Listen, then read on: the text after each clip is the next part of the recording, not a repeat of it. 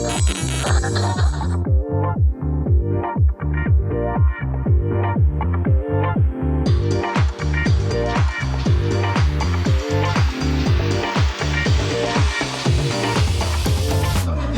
is almost like the old Pokies days. We've got the Dykes Disco Corner. Welcome the ladies along. They're here for a very special reason. Because, I mean, as I said, this show we're doing a couple of tributes to Pokies. Actually, look at that other sheet, please. I've decided to do this now, in the spur of the moment. Back in the 80s, you all remember the 80s, don't you? Yes, we are the 80s. We're living proof of the 80s and we survived it, Doreen. We certainly did. But, I mean, what a fabulous time. Music was great, everybody had money. You'd be out 7 nights a week. I loved it as a Sheila because you could wear those big power shoulder pads. You could be a real cunt and they'd think that you were fabulous, you were Alexis. And Pokies was booming. Union Hotel, well, that had gone by the wayside, but I mean, Mandate and everybody else copied the initial premise of what I put together. But there used to be another part of the family which meant a lot to the ladies. Like, as you know, Jan and I were partners. And by the way, Jan's nephew's here tonight. Put your hand up, Michael Elliott. Welcome into Melbourne. Good to see you, darling. It's nice to know that there's some links still going. Thank you, Doreen. Thank you, because I wasn't sure what to do.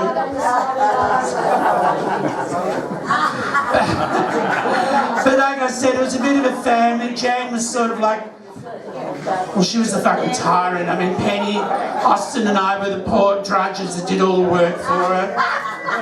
We carried her. Well, I didn't carry her, I just bloody left her there. She could find her own way. No, quite seriously, we had the best of times. It was a great family. And as an offshoot, and for a very good reason, there was a girls' bar established, and it was called Penny's after the fabulous late Miss Penny Austin. So unfortunately, Penny passed away the other week of breast cancer. She's been keeping a very low profile. But her really good friends Gracie and Doreen have got together and they've written a little message. So for those of you that knew Penny will understand what this is all about. And if I hold it up the right way, I'll be able to read it. Oh no, I do those things on Facebook where everything's upside down and back to front. And I don't even fucking touch drugs these days. Exactly.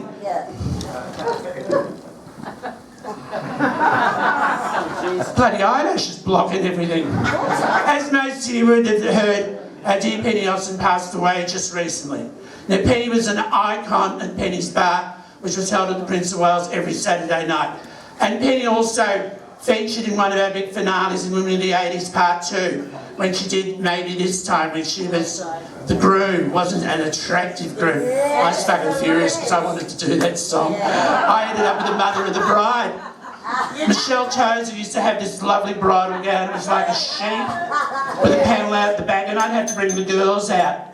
And Michelle's such a camp queen. It's so funny, you know, because she'd walk out looking amazed. She had this lovely sort of scalloped headdress on. But then I had to bring them backwards, and of course, you had to be really careful with this train, because you go us over to, you just go, the train, the train, boss, the train. Fabulous, fabulous days. As I said, this was back in the 80s. Now, where are we? Let's see, refocused. And she ran that bar with the one and only Jan Hillier, who helped Penny go on to become, well, actually the two icons of the 80s, the two female icons. Yes. Yes. Listen, I've got to tell you a true story about Penny's. Like, Stephen Bill was a DJ there for a while, Kevin Atwood was a DJ there for a while, then you had Sandy working there as a DJ, Russell Monaghan who used to work the top register, Russell used to work there on the door. Well, there was one night where Russell couldn't work. So Jan said to me, Doug, do you mind working the door at Penny's? I thought, well, this is quite interesting. I'll be turning straight away and saying, oh, look, I'm really sorry, it's a private function here tonight. Which was doing all right. I picked No, I met somebody attracted that number. That's not beside the point. Penny came up to me one stage, and like Penny would fucking get there at about 11 o'clock at night. Yes. But she'd spend hours and hours spraying her hair. It was bulletproof. You reckon these hairdos are bulletproof? Penny was the original lipstick queen. She'd be sitting at home having a few pipes. A few more pipes. She'd get there and the women used to fall at her feet. Yeah, absolutely. Honestly, she was a goddess, wasn't she? She's absolutely stunning.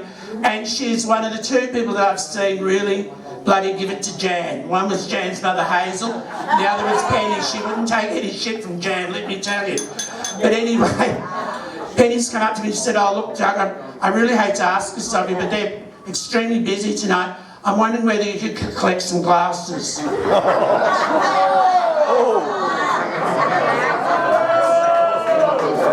Excuse me, darling, there's something wrong with my hearing. What did you just say? She said, I'm wondering if you could collect some glasses. Oh, really, darling? I was going to stand on the door. I'm not here to collect glasses. Something so menial. That's not the real reason. It's not that I'm a snob. I thought if any of those dykes hate me, all I'd have to do is pick up a glass with a quarter of an inch and drink it. Boom! I thought, how am I going to do this? I know. A lot of the girls out there like me. I'll work on this. So, if you can imagine the Prince of Wales on a Saturday night, all these screaming women, you know, most of them sort of wired up. There's none of you guys that take party medication, believe me. And I just stood at the end of the table, holding this tray.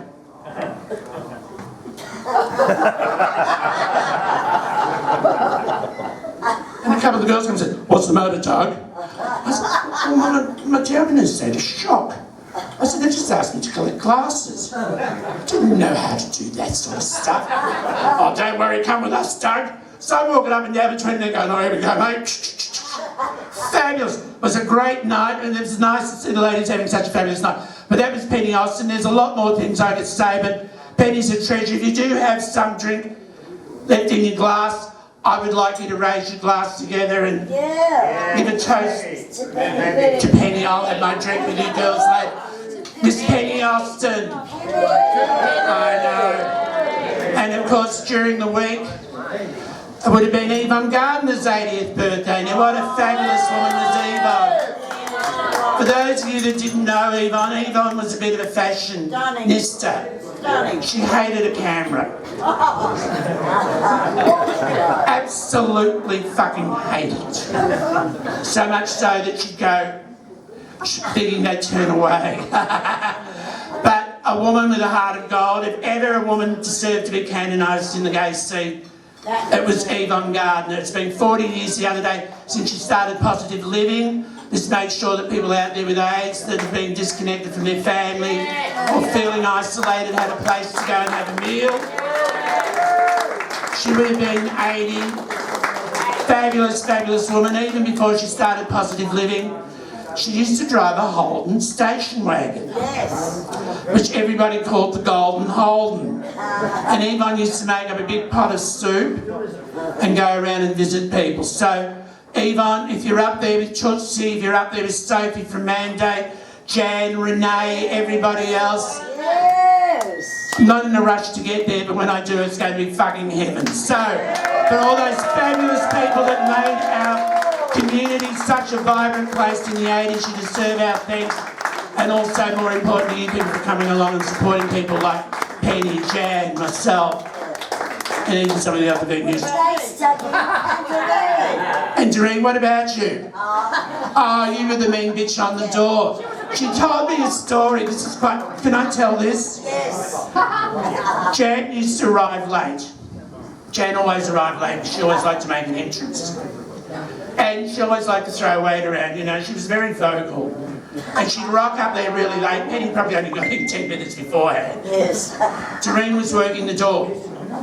Those fucking dykes, they're smoking dope in the toilet. Go and see what's going on. Doreen would go out there. Oh, hi, girls. Jan, I'm sorry, they must have left. There's nobody there.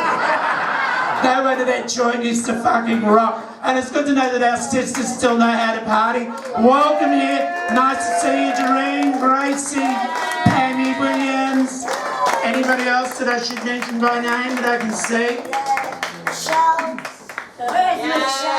Michelle. Michelle who? Oh, Toza, she's not a lesbian. Oh, actually, can I talk? Michelle did have her moments when but we'll save that for another occasion. This is all about. I've got photos. I have the proof. Michelle is a swinger. I said no. You said no. Her and Wanda were very sick, you know. They were always hitting on the ladies. Poor old Jane was in a state of shock. I don't know. She said, "You queens are disgusting. You're like dogs on heat." Just because you don't fucking know how to have a decent root, let us out of it.